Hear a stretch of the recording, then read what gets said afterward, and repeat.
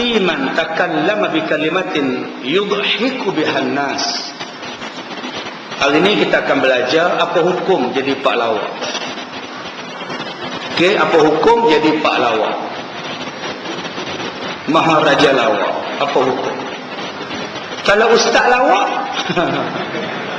dia pun panggil saya ustaz raja lawak. Astagfirullah. Mana saya lawak? Tuan-tuan, berapu berbual.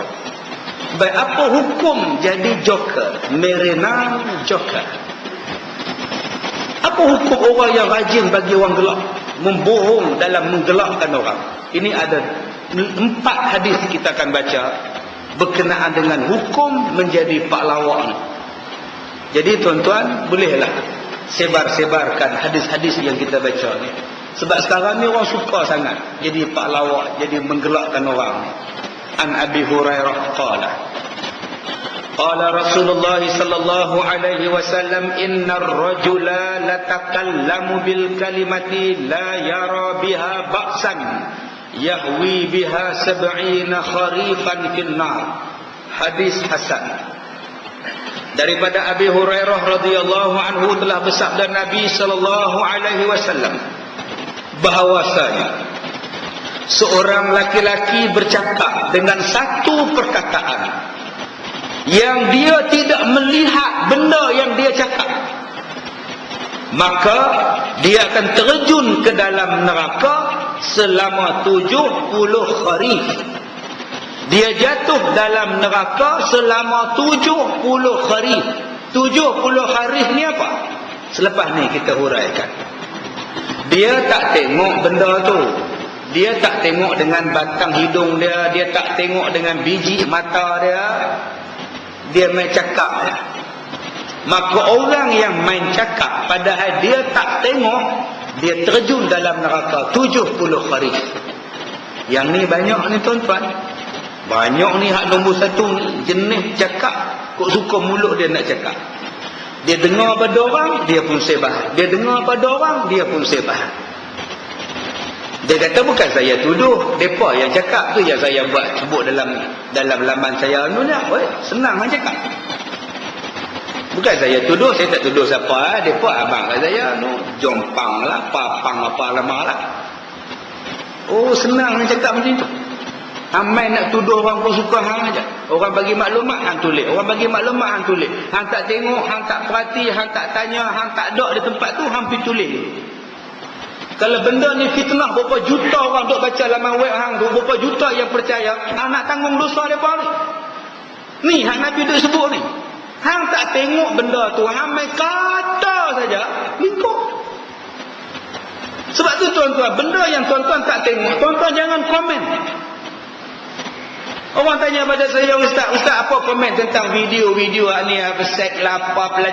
No comment. Sebab saya tak tengok, saya tak tahu apa. No comment, no comment, no comment. Tak mau. Betul, tak betul kita tak tahu. Duk diam-diam sudah. Jadi benda ni kalau kita baca kepada hadis Nabi sallallahu alaihi wasallam, benda yang kamu tak lihat, benda yang kamu tak tengok, benda yang kamu tak tahu, jangan cakap. Diam-diam sudah. Kalau kita faham pada hadis ni tuan-tuan, memang baik sungguh manusia. Memang baik sungguh. Ada orang yang tanya saya, Ustaz, dia kata Ustaz ni keempat. Tak apa, saya tak marah sebab dia main tanya saya. Dia main tanya saya, betul ke Ustaz? Ustaz ni keempat. Tak apa, saya kata dah. Mana ada 4? 5. Terus dia belak tu. Tak apa, sekurang-kurangnya dia main tanya. Yang ni yang kita nak. Benda hak betul dia main tanya. Benda tu sahih dia main tanya, tak apa. Ada orang tanya PA saya, betul ke Ustaz Kazim meninggal? Di mana nak dikebumikan? Astagfirullahalazim. Yang meninggal mak saya. Saya hidup lagi insya-Allah. Tanya tu penting. Nombor 1 hadisnya. Baik, yang kedua, An Bahzi bin Hakim an abihi an jaddihi qala sami'tu an-nabiy sallallahu alaihi wasallam yaqul wailun. Wailun ni maknanya celaka. Dulu ada orang pemain bola sepak nama Wailun. Di mana orang tu? Lumpur ke mana ke? Wailun nama Allah. Kata dia, wailun lilladzina yuhaddisu bil hadithi liyudhika bihil qauma fayakdzibu wailun lahu. Daripada Bahzi bin Hakim, daripada bapaknya, daripada datuknya telah berkata ia, aku mendengar akan Nabi SAW bersabda, celakalah, wailun, celakalah bagi orang yang bercakap dengan satu cakap supaya orang tertawa dia akan kaumnya sedangkan dia berbohong. Celakalah ia, wailul lahu. Nabi kata, sesiapa yang mereka-reka cerita, sesiapa yang berbuat-buat cerita nak bagi orang ketawa, maka orang itu adalah celaka. Dan celaka disebut oleh Nabi 3 kali. Wailun lahu. 3 kali celaka. Dia mengada-adakan cerita sebab nak bagi orang gelak. Nabi pun ada bagi orang ketawa. Nabi pun ada bagi orang suka. Tetapi ketawa dan suka itu adalah jenaka yang dibuat oleh Nabi dengan perkataan yang benar. Dia tak bohong. Bila tengok makcik ni rajin pergi masjid, rajin semayang, Rasulullah panggil makcik ni, makcik apa ni? Semayang lah Nabi, oi, nak masuk syurga Rasulullah, oi. Kata Nabi, makcik, mana ada orang tua masuk syurga? Oh, makcik kata, ya kau tu makcik lagu mana? Memanglah, sebab besok di hari kiamat yang masuk syurga semua muda-muda, makcik pun muda. Oh, ingatkan tak ada orang tua Nabi ni pun, nampak? Itu maknanya gurau Nabi betul. Mana ada orang tua dalam syurga? Semua kita ni sebaya belaka. Ada seorang datang nak ke Nabi di Madinah. Dia ni banyak barang nak balik ke kampung dia. Barang banyak, untanya satu. Jadi dia datang jumpa Rasulullah, minta unta. Sebab nak buat balik barang, kalau ada unta zakat ke, unta apa-apa, hak mana tak ada siapa punya ke, dia minta. Nabi kata, baiklah, aku akan berikan anak unta pada kamu. Laki-laki tadi kata, Rasulullah, anak unta nak buat apa? Barang saya banyak. Kata Nabi, bukankah unta yang besar pun adalah anak kepada unta lain? Betul juga. Betul lah. Aku cakap aku bagi anak unta kan? Anak unta hak lain. Macam Ustaz Zuhair lah. Dia ada mak dia. Dia pun ada mak dia juga. Dia pun ada ayah dia juga. Nanti aku bagi dekat hang anak orang pada hang. Ustaz Zuhair ni anak siapa? Tak anak orang. Jadi itu kata Nabi, nanti aku bagi anak unta dekat kamu. Laki-laki tadi kata, mana boleh anak unta kecil? Dah, anak unta tu maksudnya dia ada mak pak juga, walaupun dia besar, dia tetap anak unta pada unta yang lain. Ini bentuk jenaka Rasulullah. Ini bentuk lawak Rasulullah. Lawaknya adalah lawak betul, tidak direka-reka untuk bagi orang ketawa.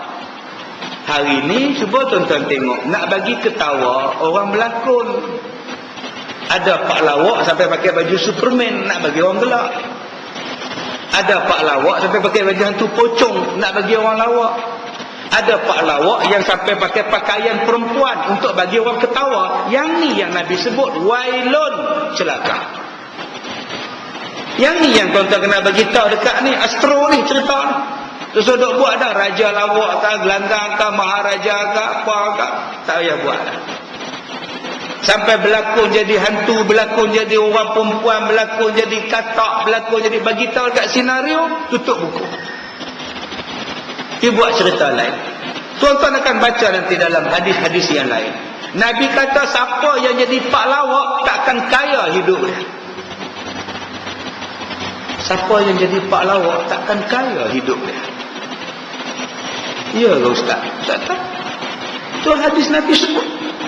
Cuba tuan-tuan balik sekali lagi, buka senarai nama pak lawak. Cuba tengok siapa hak kaya, Cerita tengok. Ustaz, Eddie Murphy kaya Ustaz. Jim Carrey kaya Ustaz. Kaya tu Pak Lawak Ustaz, dia dapat bayaran paling tinggi. Sebelum datangnya apa nama pelakon-pelakon Jennifer Lopez lah, apalah, Justin Bieber lah Ustaz. Jim Carrey lagi kaya Ustaz. Lagi kaya tu daripada Pirate of Caribbean, nama apa tu? Sekarang hak paling mahal Pirate of Caribbean lah pelakon. Nama apa? Lupa. Orang muda ni tahu nama apa? Nama apa? Tu paling mahal tu, pelakon lelaki-lelaki. Dulu hak paling mahal Jim Carrey lah, Pak Lawak. Tadi Ustaz kata dia miskin, Jim Carrey kaya, bercerai dengan isteri dia, kena bayar dekat isteri dia beratus juta dolar. Dia orang kafir. Depa tu orang kafir. Dalam Quran Allah Ta'ala sebut dah, orang kafir ni memang Allah bagi, dia nak apa pun Allah bagi dalam dunia. Memang Allah bagi, nak kata apa? Tapi di dunia saja, akhirat tak dapat. Dia minta apa pun dia bagi. Tu orang kafir. Beza Islam kita ni ada hukum, ada undang-undang dia. Tadi saya pergi satu syarikat orang Melayu kita. Bagus tuan-tuan, saya bersyukur. Kita tengok koprak Melayu, kolam berat Melayu kita, Islam kita. Saya buat ceramah di tempat dia tadi, Masya Allah. Bagus. Saya tanya dia, ni Mak Saleh ada kerja Arab, ada kerja dengan dia. Nak senang tuan-tuan, Mak Saleh nak kerja dengan Melayu. Mak Saleh tu perhati, saya masuk tengok, hak botak ada, hak rambut tak ada pun ada, hak rambut banyak pun ada. Saya tanya Tuan Haji, berapa Tuan Haji bayar kat dia? CEO saja 100,000. Tu hak depan tu, hak botak tu Ustaz, 60,000. 60,000 tuan-tuan gaji. Tuan-tuan kerja setahun baru dapat.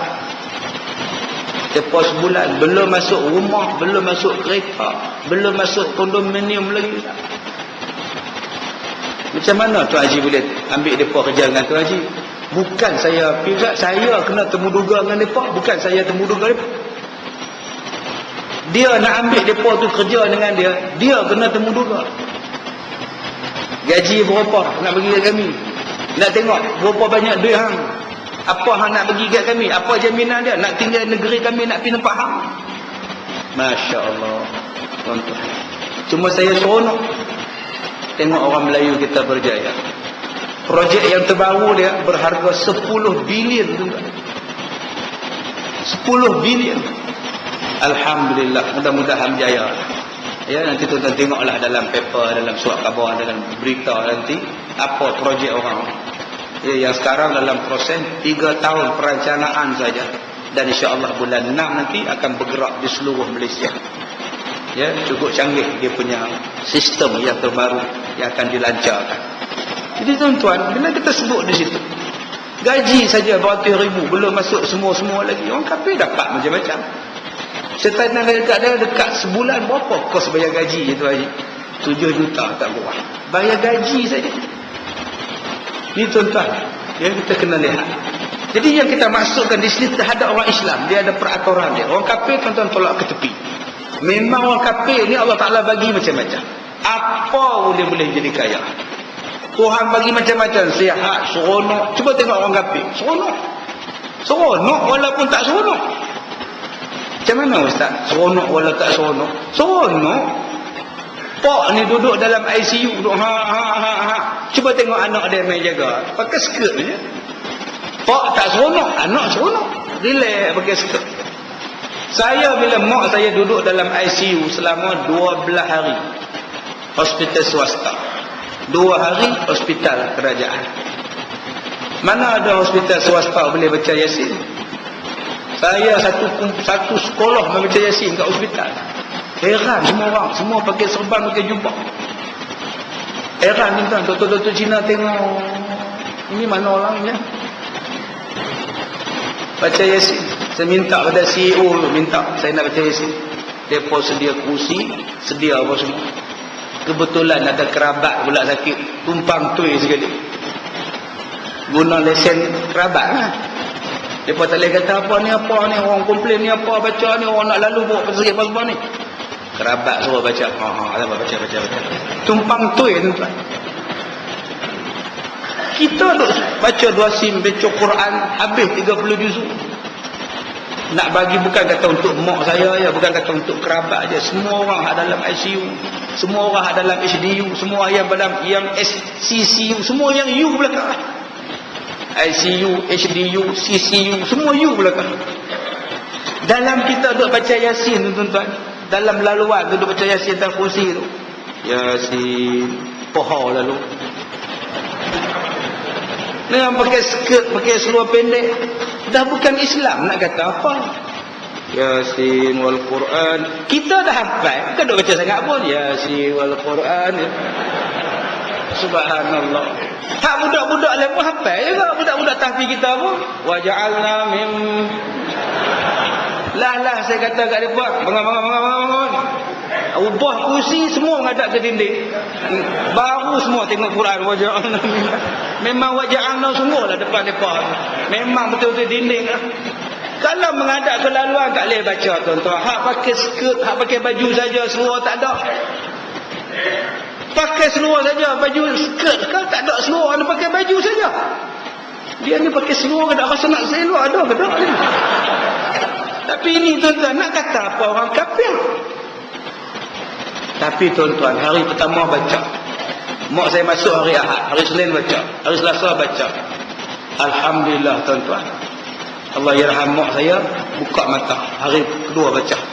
Yang kerabat tadi pun buka mata. Yang India hak dalam tu pun buka mata sekali. Ini saya tak bohong tuan-tuan. Dalam masjid. Saya tengok satu India tu. Tak lama tuan-tuan. Baca Yasin kita minta pada Allah tuan-tuan keluar. Ada satu pesara TMB orang Melayu kita. Hak tu lagi teruk. Hak isteri main duk lak, duk angkat kaki tolak, nak pergi senaman lemak lagi angkat tangan. Meter sak tinggi sak rendah. 4 hari keluar, relax je keluar. Baliklah bang. Balik okey dah tadi. Astagfirullahalazim. Tuan-tuan ni kesan tuan-tuan. Ada satu orang yang duduk dalam HDU. Dia kata ustaz, dia bagi nama ustaz nak tumpang. Bapak saya dah 3 bulan stroke tak boleh bercakap. Ni nama dia ustaz. Ustaz boleh baca tak? InsyaAllah saya bacakan malam ni. Malam kedua mak dia main naik kursi roda. Kok dia main, adik dia main. Nak ke mana makcik saya tanya. Suami dah boleh bercakap ustaz loi kata dia. Suami yang mana pula? Saya baca lagi. Anak dia hak suruh baca, yang bagi nota ni. Patah balik ustaz, ayah dah boleh baca, dah bercakap ustaz. Alhamdulillah ustaz. Ni tuan-tuan bacaan Yasin. Ni yang kata mukjizat wa nunazzilu minal Quran ma huwa shifaa'un wa rahmah. Ni dia tuan-tuan. Bila dah sampai seminggu, Cina-Cina ni pula main tanya. Ini malam taklah baca. Ni dia. Pasal dia tengok pak dia okey, dia tengok mak dia, pak dia hak duduk dalam tu boleh makan, boleh buka tiup oksigen pakai hak pekuk. Tidak ada masuk mulut wayar tu, cabut main pekuk. Mula-mula dia pun marah juga pasal dia orang bacalah bisin apalah. Nurse tu kata ni doa punya, semayang punya, doa punya. Bila masuk kali kelima kita buat seminggu, pak dia okey, dia main tanya pula. Ini malam kalah baca. Bila mau baca kasih tahu, dia pun nak datang juga tuan-tuan. Jadi ini yang kita lihat. Bila kita ni pakai Quran, bila kita tunjukkan Quran tuan-tuan, sebenarnya orang bukan Islam akan tertarik pada kita. Ada orang bukan Islam yang bawa air pada saya, minta jampi untuk anak dia, minta jampi untuk mak dia. Bila kita tengok kita duduk baca, kita duduk jampi, dia pun bawa sekali. Malah ada yang bawa air Syafi'i yang saya bawa malam ni, yang 30 juzuk yang saya duduk baca, budak-budak baca tu. Hospital ni jual di kedai dia, di kafeteria tu jual air ni. Depa beli bagi ke anak depa. Ini you punya. Saya kata ya, sekolah saya punya. Jadi tuan-tuan bila saya buat macam itu tuan-tuan kesan dia sangat. Mak saya dia jatuh 60, darah tinggi atas 60, bawah 20. Doktor kata ustaz cepat, mak ustaz kritikal. Buatlah apa yang ustaz nak buatlah. Saya baca Yasin tuan-tuan. Baca Yasin, naik balik 128, naik 50, naik atas balik. Doktor kata amazing. Doktor bagi tahu saya ustaz, terimalah hakikat. Kami dah cuba sedaya upaya.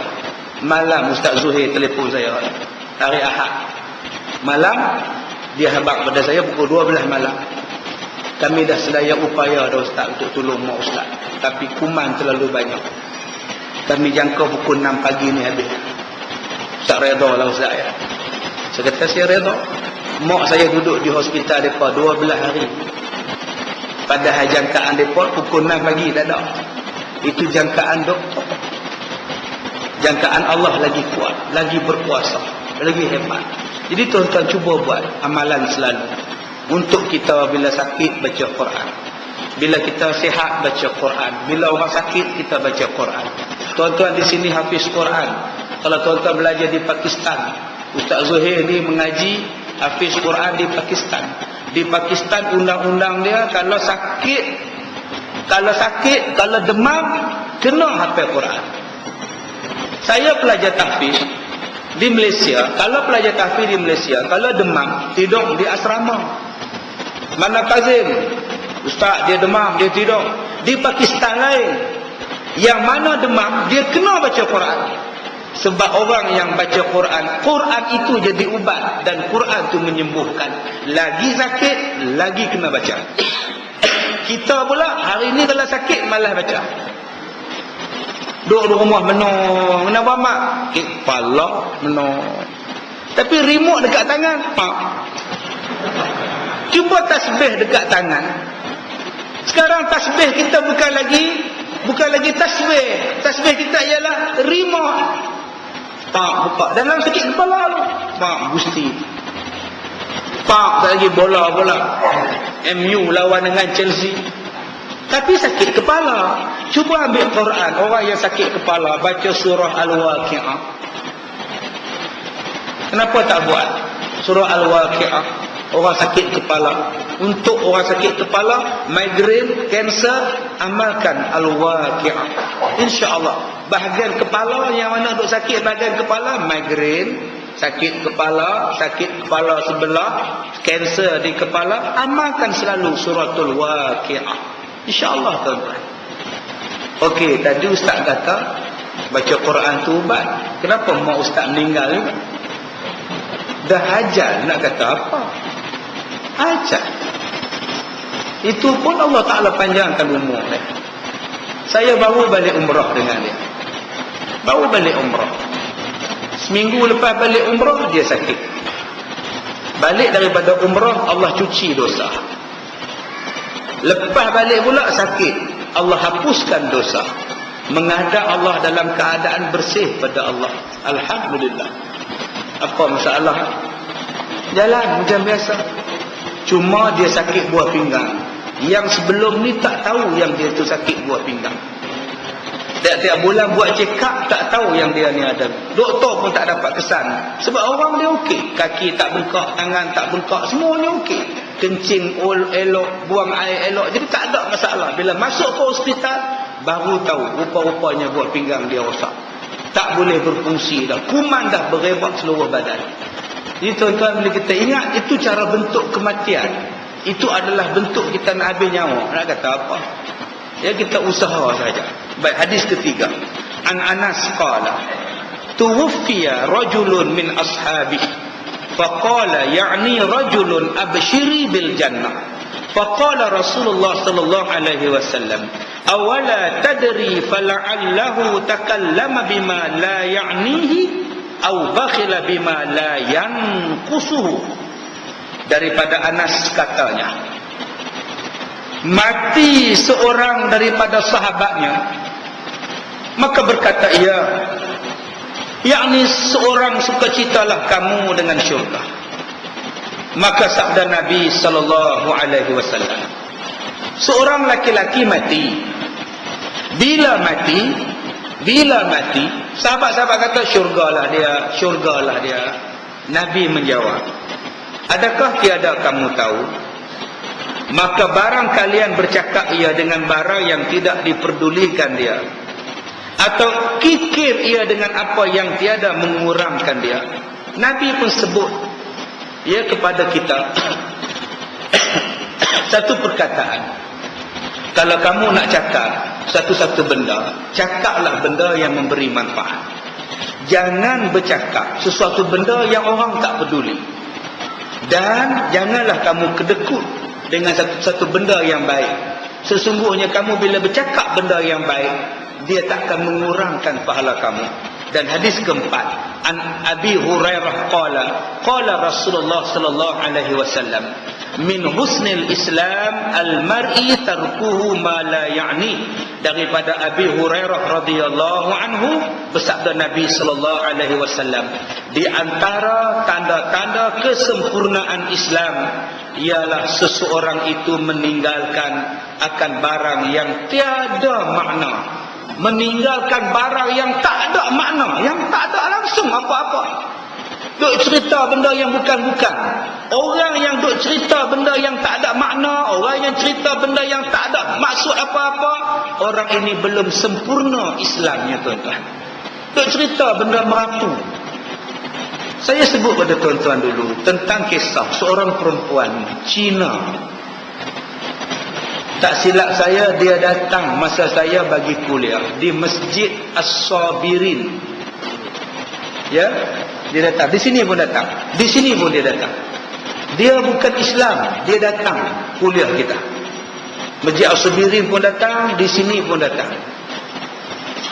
Tuan-tuan, saya sebut pada tuan-tuan, saya pergi ceramah di Johor pada bulan 2 yang lepas.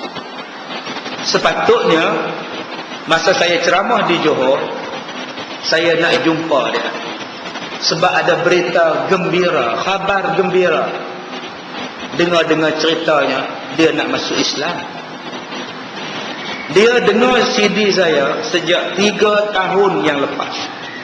Ini 2011, masuk tahun keempat dia dengar CD saya. Tak silap saya, gambar dia ada dalam CD yang bertajuk artis. Ya, tuan-tuan boleh cari CD lama, tajuk dia artis. Gambar dia ada. Saya ceramah di Johor, dia datang kuliah subuh. Saya ceramah pagi, dia datang dalam surau, dia duduk depan sekali dalam surau. Orang semua pakat heran pada dia. Tak pakai tudung, pakai baju kurung, duduk kat depan sekali. Orang cuek dia. Di Masjid As-Sabirin orang cuek dia. Pasal dia tak semayang. Duduk kat kaki 5 kat tangga masjid. Tua tak semayang. Orang kata, mainlah semayang, makcik tu kata. Telekung ada kat dalam. Dia jawab, mau semayang apa? Saya bukan Islam. Kalau tak Islam ramai, pasal apa? Dia jawab, saya mau dengar ceramah Ustaz Kazim. Tuan-tuan, saya dah sebut benda ni pada tuan-tuan dulu. Bila saya pergi ke Johor, dia sakit, dia tak boleh bangun. Anak dia beritahu, Ustaz, Umi tak dapat datang. Dia sakit pinggang, tak boleh bangun. Saya kata tak apalah, mudah-mudahan Allah rahmatkan dia dengan masukkan dia dalam Islam. Hari ni tak masuk, mungkin 2-3 hari lagi dia masuk. Seminggu lepas saya balik daripada Johor, anak dia telefon, Ustaz, mak saya akan masuk Islam pada malam ini 9:30 malam. Alhamdulillah, makbul juga doa kita. Jadi mak saya minta ustaz tolong bubuh nama Islam dia. Saya kata saya suka dengan nama Nur Hidayah. Dia balas balik mesej, dia kata, Ustaz, mak saya sangat suka dengan nama ini. Terima kasih Ustaz. Mak saya ucap terima kasih. 9:30 malam hari Ahad dia masuk Islam. Hari Jumaat Ahad selupa masuk Islam. 9:30 malam masuk Islam. Pukul 11 anak dia telefon, Ustaz, mak saya dikejarkan ke hospital. Sakit apa pula? Sakit pinggang, tak sedar diri Ustaz, pingsan, koma. Kita bayangkan 9:30 masuk Islam, pukul 11 malam koma. Duduk dalam hospital, doktor cek, doktor periksa, rupa-rupanya kanser pada buah pinggang. Tahap kritikal. Tak sedar berapa hari. Dalam tak sedar berapa hari itu, baru dia sedar. Dan bila dia sedar, jiran katil sebelah dia dengar dia jerit, sakit. Cina ni sebut Allahu Akbar. Lepas tu doktor panggil keluarga dia, mak kami tak boleh buat apa dah, bawa lah balik ke rumah. Pukul 3.30 bawa balik ke rumah. Doktor suruh balik, anak-anaknya balik, siapkan katil, beli tabung oksigen sendiri, standby kat rumah. Pergi ambil pula, pergi ambil, meninggal ya tuan-tuan. Seminggu je masuk Islam. Seminggu, hari pertama masuk Islam, pukul 9.30 pagi, 9.30 malam masuk Islam. Pukul 11 malam koma. 4-5 hari koma. Sedar-sedar mati. Sedar-sedar mati. Mana nak letak orang ni tuan-tuan? Bayangkan. Dia kata, Ustaz, masa mak saya sedar, saya pakaikan telekung pada mak di hospital, di katil. Mak saya cakap, aku tak pernah rasa tenang macam mana tenangnya aku selepas masuk Islam. Selama ni tak apa dia rasa agama dia bukan Islam, bukan orang Islam. Tak apa dia rasa, kita pun tak tahu. Kita pun tak tahu apa sahabat-sahabat kita yang bukan Islam rasa, kita tak tahu. Mereka nampak je hidup senang, kaya, mewah, pakai apa suka mereka nak makan apa yang mereka nak makan. Kita tengok mereka seronok. Pada hakikat dia, apa sebenarnya yang mereka dapat? Mungkin mereka tak seronok, mungkin jiwa tak tenang, tapi lepas masuk Islam, dia kata tak pernah lagi dia rasa tenang setenang ini. Masya Allah. Jadi kalau kita yang dah Islam tak rasa tenang, ni pelik tuan-tuan. Nak pergi cari agama lain pula ni rasa pelik. Patut kita dah rasa tenang tuan-tuan. Jadi perempuan ini nama dia Ahsan, masuk Islam. Dan nama dia selepas Islam, nama dia Nur Hidayah. InsyaAllah kalau macam ni lah orang dia, InsyaAllah syurga lah tempat dia tuan-tuan. Allah Ta'ala bagi rezeki. Kita ni tak tahu lagi macam mana. Saya ni duduk mengajar orang siang malam pagi petang, belum tentu lagi saya mati baik. Belum tentu lagi saya mati dalam keadaan Allah redha. Sebab tu kita minta husnul khatimah. Dalam doa kita, husnul khatimah, husnul khatimah. Dan salah satu cara nak minta mati baik ialah tolong jaga perkataan, tolong jaga mulut, tolong jaga lidah, tolong cakap baik-baik. InsyaAllah Allah jemput kita dalam keadaan baik. Baik, yang terakhir kita baca huraian hadis pertama. Ketahuilah wahai saudaraku, adalah cakap yang mentertawakan orang itu banyak macam kelakuannya. Boleh dengan hikayat jenaka yang mentertawakan. Nak bagi orang gelak ni banyak. Satu, dengan jalan cerita. Dengan jalan cerita bagi orang gelak. Yang kedua, boleh juga dengan hikayat bohong yang mentertawakan orang. Dan boleh juga dilakukan dengan kelakuan muka, membuat memek muka, erot, benyot, kenyit mata dan sebagainya. Maka semua cakap dan perbualan yang demikian ditegah oleh syarak. Bermula dalil yang menunjukkan tegahnya ialah satu hadis daripada Abi Hurairah radhiyallahu anhu, katanya Nabi SAW bersabda, seorang laki-laki bercakap ia dengan satu percakapan yang tiada dilihatnya dengan dia, maka dia telah menerjunkan dirinya dengan sebab dia bercakap sesuatu yang dia tak nampak 70 kharif di dalam neraka. Apa maksud 70 kharif? 70 tahun dalam neraka. Satu perkataan yang kita tak nampak, satu perkataan yang kita tak tengok, kita sebut, kita kata, menyebabkan kita dihumban dalam neraka 70 tahun. Jadi tuan-tuan, tolong berhati-hati lepas ni. Nak dengar ceramah pun pilih-pilih guru. Jangan duk dengar ceramah yang penceramah tu sendiri pun tak tahu. Dia sendiri pun tak tengok orang tu buat ataupun tidak. Dia duk cakap. Dia sendiri pun tak tengok. Tuan-tuan duk hangut-hangut percaya. Tuan-tuan pun share dengan dia. Kalau dia 70 tahun dalam neraka, komang-komang kita setengah lama. Sebab tu saya di sini saya takkan cerita pasal orang benda yang saya tak tahu. Saya takut. Saya mengada-adakan cerita. Saya hanya khabar pada tuan-tuan pengalaman saya, cerita saya, cerita orang ni untuk diambil iktibar. Dan saya suka menceritakan kisah-kisah yang seronok tuan-tuan dengar, yang menghiburkan hati tuan-tuan, yang menyenangkan hati tuan-tuan. Umpamanya kisah Eng Ah Seng tadi. Seronok saya dengar. Saya nak pergi umrah tu. Anak dia telefon, "Ustaz, mak saya mati. Mak saya dah meninggal, Ustaz. Saya nak naik flight." Lepas asar, dia telefon saya pukul 4.30 di KLIA. Mak dia tak ada lah. Pukul 11 tu dia telefon dah, "Ustaz, mak saya doktor suruh balik rumah dah. Jadi Ustaz nanti sampai Mekah, Ustaz doalah untuk mak saya, Ustaz ya. Ni saya nak balik rumah, nak sediakan katil untuk mak saya. Doktor suruh ambil dah, tak ada harapan dah Ustaz, awak balik rumah lah. InsyaAllah saya doakan, insyaAllah jangan cakap macam itu. InsyaAllah Allah sayang mak, Allah sayang mak." 4.30 dia telefon pula, "Mak tak ada dah Ustaz." Saya seronok cerita pada tuan-tuan pengalaman macam itu. Seronok. Mak saya meninggal semalam hari Khamis. Tetapi pada hari Isnin ada kawan saya meninggal. Umurnya 92 tahun. 92 tahun kawan Ustaz lah? Ya lah. Kira member saya lah. Saya jadi imam masjid tahun 1996.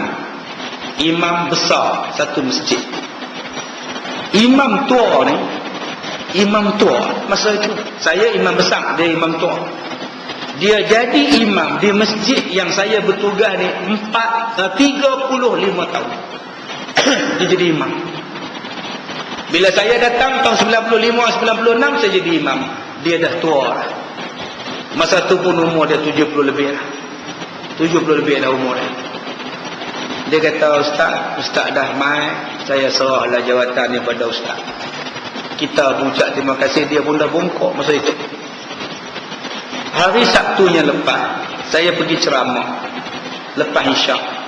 Pukul 11.30 anak dia datang jumpa. "Ustaz, bapa saya ada di sini, dia nak jumpa Ustaz." Saya kata, "Masya Allah, lamanya saya tak jumpa dengan ayah. Tunggu sekejap, saya ada pun nak ra'i sekejap, ada makan-makan." Saya tak makan, saya kata saya ra'i dia sajalah. Pukul 12 suku saya pergi rumah dia. Rumah PPRT tuan-tuan, kesian tengok. Orang susah, miskin dapat kerajaan bagi rumah PPRT, ada rumah lot. Saya kata ke anak dia, "Bolehkah masuk rumah ni jam 12.30 ni, tak ganggu dia ke? Dia tidur ni." Dia kata, "Tak Ustaz, memang dia nak jumpa Ustaz." Saya pergi tu tuan-tuan, tasbih di tangan. Subhanallah. Pukul 12 suku saya pergi, 12.20 saya masuk 12.30 duduk zikir. Subhanallah. Umur 92 tahun. Allah pelihara mata elok, telinga terang, zikir lagi. Saya kata, "Pak Ji, kenal tak saya ni?" "Tenang, Ustaz Kazim." "Pak Ji, macam mana sekarang?" "Macam ni lah Ustaz." Allah. 92 tahun tuan-tuan. Sepanjang saya berkenalan dengan dia, saya tak pernah dengar dia ngumpat. Sepanjang saya jadi imam dengan dia, saya tak pernah dengar dia fitnah orang. Tak pernah cerita orang ni teruk, orang ni teruk. Tak pernah tuan-tuan. Dia hanya hidup. Orang upah dia baca tahlil di kubur setiap hari Jumaat. Satu kubur dia baca RM50 orang upah dia. Waris upah. Itulah yang dia makan. Seminggu dia dapat 100. Itulah yang dia bagi isteri dia makan.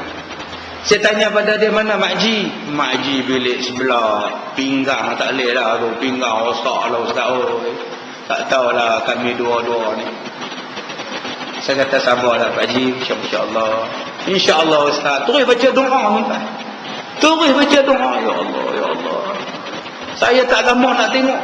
Saya kata, mak saya pun sakit teruk. Pak Ji ni 92. Saya balik rumah hari Ahadnya, hari Isnin pagi dia pun telefon, "Ustaz, Pak Ji dah tak ada lah." dalam keadaan masih lagi boleh berdoa, masih lagi boleh berzikir, masih lagi boleh doakan saya pula. Masya Allah. Sebab tu saya katakan tadi, bila tuan-tuan pelihara mulut, tuan-tuan pelihara, jaga elok-elok mulut, Allah pelihara mata, Allah pelihara telinga, sampai pada satu tahap Allah pelihara akal. Sampai dekat 100 tahun pun masih lagi sihat. Dalam tahun ini saya kehilangan 3 orang rakan saya yang tua-tua. Satu Pak Engku, satu Baba, satu lagi Haji di Teluk Intan. Tuan-tuan masih ingat saya ceramah, satu ceramah saya kata kawan saya di Teluk Intan, pencin RTM, umurnya 80 lebih.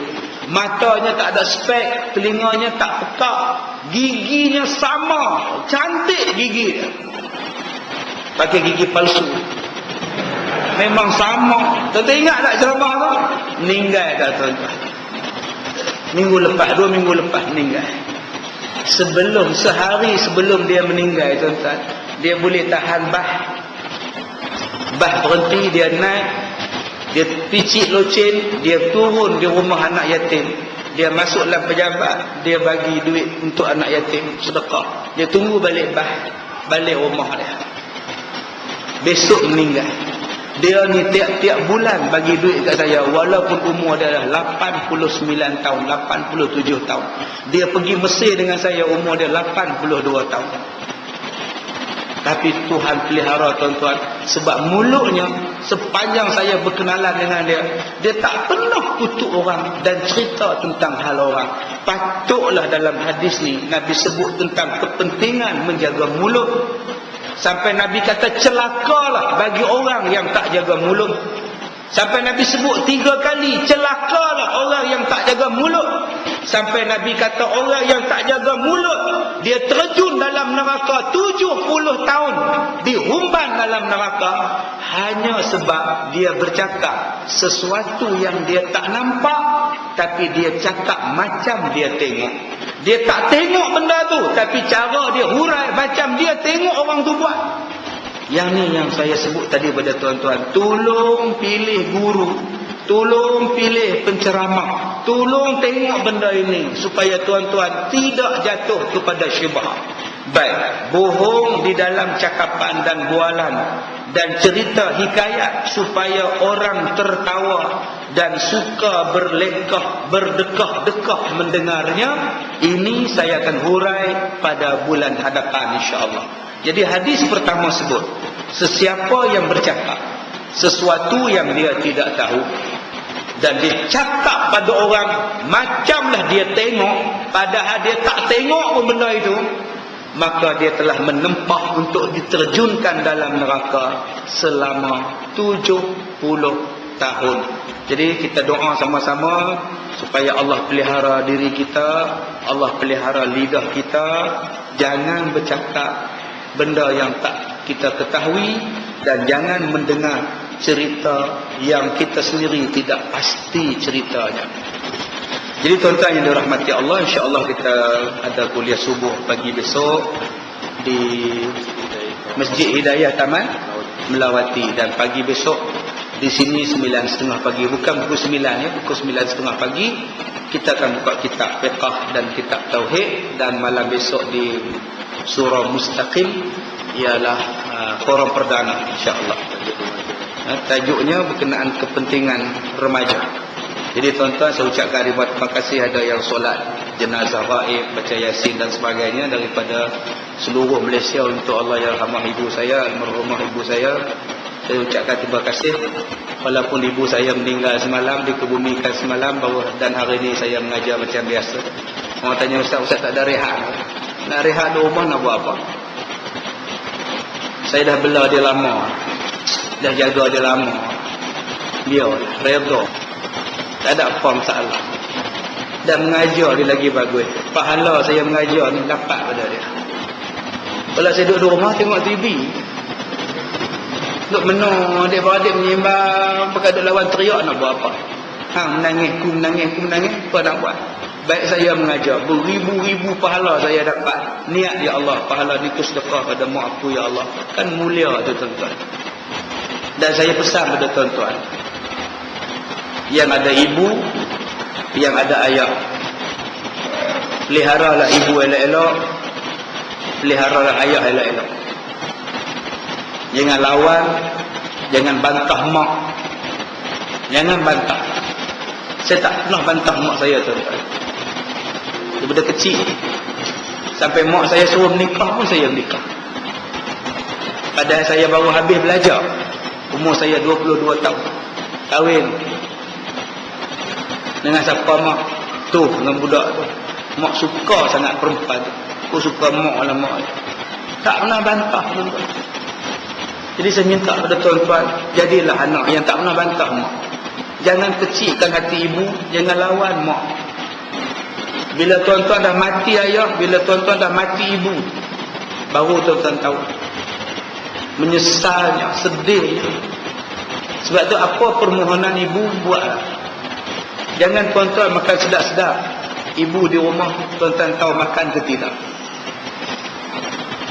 Kita kadang-kadang makan di restoran sedap-sedap, tapi tak pernah fikir mak aku makan apa.